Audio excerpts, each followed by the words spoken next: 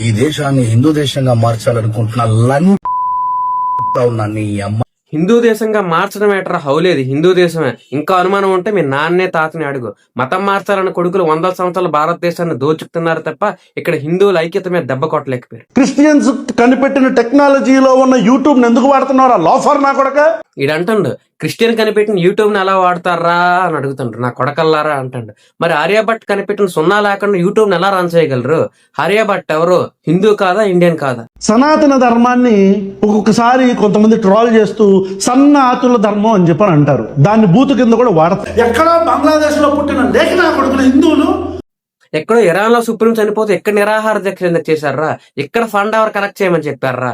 అగ్ని ప్రవేశం చేపించారు నా పడకాలకు. చేతని వదిలేసిన రాముడిని ఆదర్శంగా తీసుకుని ఈ రోజు ఎంతమంది భర్తలు వాళ్ళ భార్యను అగ్ని ప్రవేశం చేపిస్తారని చెప్పని రోడ్డు మీద అడగరా నా పడక?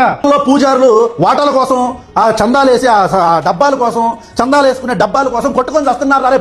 भारत माता की जय बोले नहीं बोलेंगे क्यों? नहीं बोलेंगे भारत माता की आप नहीं कहेंगे।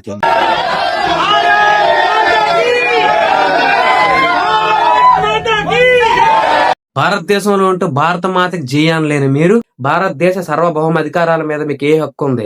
అమాయకులైన దళితుల్ని రెచ్చగొడుతూ మాట్లాడటం కాదు ఈరోజు దేశం కోసం. ఎలాగైనా భారతదేశంలో దేవీ దేవతలను తప్పుగా చూపించడానికి మీరు ఎంతకైనా దిగజారుతారు. ధర్మం మీద అధర్మం గెలిచిన ప్రతిసారి కూడా కలికి దిగొస్తాడు.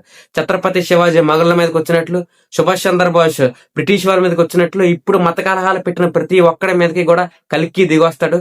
అది యువత నిండా పుట్టుకొస్తాడు.